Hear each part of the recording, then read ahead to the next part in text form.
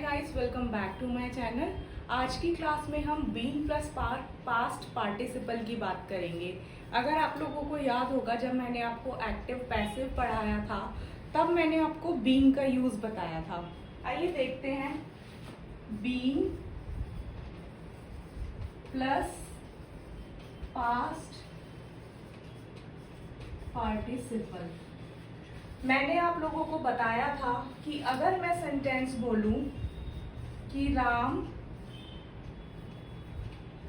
पत्र लिख रहा है, इसे हम इंग्लिश में कैसे ट्रांसलेट करते हैं? Ram is writing a letter. इसे हम एक्टिव वॉइस बोलते हैं। क्यों एक्टिव वॉइस बोलते हैं? यहाँ पर मैंने बताया है कि सब्जेक्ट कोई काम को कर रहा है और मेरा फोकस जो है वो मेरा सब्जेक्ट पर है। अगर मैं इसी सेंटेंस को पैसिव में बनाना चाहूँ तो मैं बोलूंगी पत्र लिखा जा रहा है। और अगर मुझे इसे इंग्लिश में ट्रांसलेट करना होगा तो इसे कैसे बनाएंगे? ये जो मेरा ऑब्जेक्ट है ये मेरा मेन फोकस है, इसलिए हम इसे पैसिव वॉइस बोलते हैं। तो इसे बोलेंगे a letter is being written. पत्र लिखा जा रहा है, a letter is being written. आपको पता लग रहा होगा इसे देखकर कि रहा है के लिए हमने बीइंग का यूज करके इसे बनाया है।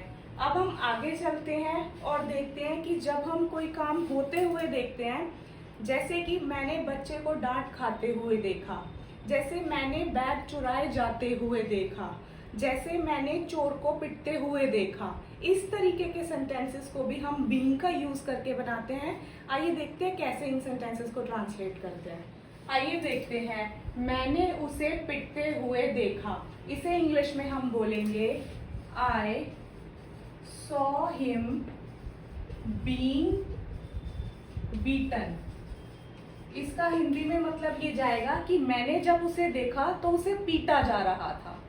यानी कि हम बताना चाह रहे हैं कि कोई उसे पीट रहा था और मैं ये नहीं बताना चाह रही कि कौन पीट रहा था, इसलिए हम इसे इंग्लिश में कैसे बनाएंगे? I saw him being beaten. Being की हेल्प से इसे बनाया जाएगा। नेक्स्ट देखते हैं। उसने खिड़की टूटते हुए सुना, यानी उसने जब सुना तो कोई खिड़की को तोड़ने की कोशिश कर रहा था, तो खिड़की को टूटते हुए सुना। इसे इंग्लिश में कैसे बनाएंगे? She heard the window being broken। यानी कि किसी के द्वारा खिड़की को तोड़ा जा रहा था। हमने दस्तावेज चुराए जाते हुए देखा, यानी we noticed the documents being stolen। चुराए जाना, stolen। जब हमने देखा तो कोई उन दस्तावेजों को चुरा रहा था, इसका ये भी मतलब निकलेगा। उसने अपना बैग, उसने उसका बैग खंगाले जाते हुए देखा। He found his bag being searched। जब उसने देखा तो वो किसी का बैग खंगाला जा रहा था। He found his bag being searched। उन्होंने चोर को किसी की मदद लेते हुए पकड़ा, यानी कि उन्होंने जब देखा तो चोर किसी से मदद ले रहा था। इसे इंग्लिश में बनाएंगे उन्होंने they caught the thief being helped by someone। यहाँ पर मैंने बताया है किसी से, इसलिए बाय समवन लगाया है। इसी तरीके के कुछ और सेंटेंसेस भी देखते हैं। मैंने एक कुत्ते को नाली से बचाए जाते हुए देखा। I saw a dog being rescued being rescued from the drain, नाली drain. I saw a dog being rescued from the drain. उसने बच्चे को डांट खाते हुए देखा. He observed the child being scolded.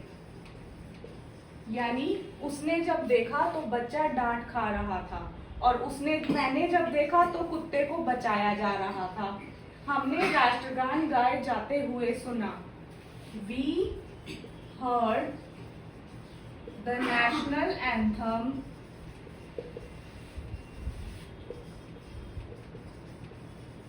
being sung. यानी हमने जब सुना तो नेशनल एंथम राष्ट्रगान गाया जा रहा था. उसने खुद को मंच पर सम्मानित होते हुए कल्पना की. He imagined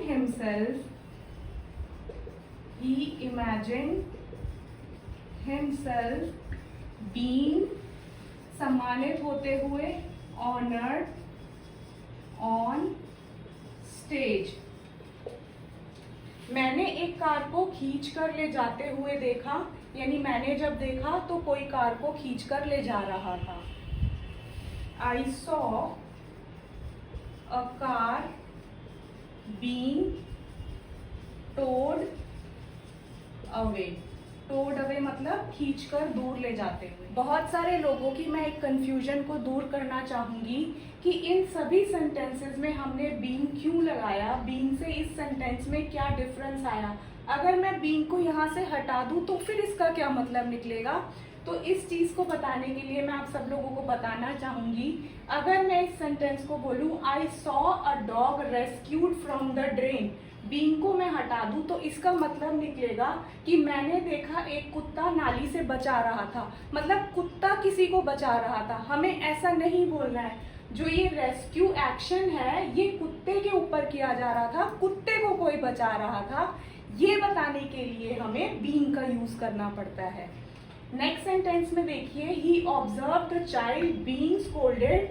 अगर मैं इसमें से बीइंग को हटा दूं, he observe the child scolded, इसका मतलब बनेगा कि उसने देखा कि बच्चा डांट रहा था. बच्चा किसी को डांट रहा था. लेकिन मुझे यहाँ पे क्या बोलना है, डांटने का काम किसके ऊपर किया जा रहा था, बच्चे के ऊपर किया जा रहा था.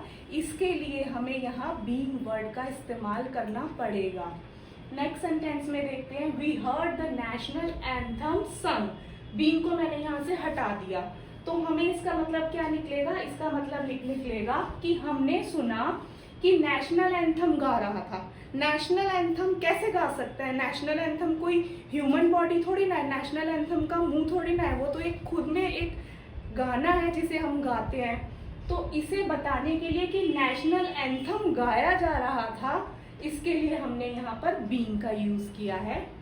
नेक्स्ट सेंटेंस में देखिए, ही इमेजिन हिमसेल्फ, बीइंग को मैंने रिमूव कर दिया, ऑनर्ड ऑन स्टेज. यानी उसने खुद को देखा किसी को सम्मानित करते हुए. ऐसा नहीं है, वो खुद को सम्मानित होते हुए देखा. एक्शन इस पर्सन पर, खुद पर हो रहा है, इसके लिए हमने यहाँ पर बीइंग का यूज किया है.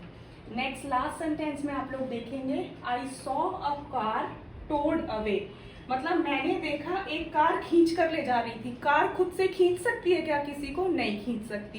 कार को कोई खींच रहा था, ये समझाने के लिए यहाँ पर बीइंग वर्ड का यूज किया जाना बहुत जरूरी है. मैं उम्मीद करती हूँ कि आप सभी को ये वीडियो पसंद आई होगी. और मैं आप लोगों को बताना चाहूँगी कि जिसने मेरी एक्टिव पैसिव की वीडियो नहीं देखी है उसका लिंक मैं डिस्क्रिप्शन बॉक्स में दे दूँगी. आप वहाँ से उस वीडियो को देखकर एक्टिव पैसिव भी सीख सकते हैं. गाइस, मैं आप लोगों को बताना चाहूँगी कि अगर आप लोग चाहते हैं कि मैं किसी टॉपिक को डिस्कस करूँ तो प्लीज़ कमेंट सेक्शन में ज़रूर लिखिएगा. मैं ज़रूर उस टॉपिक को डिस्कस करना चाहूँगी. Don't forget to like, share and subscribe. Thank you for watching.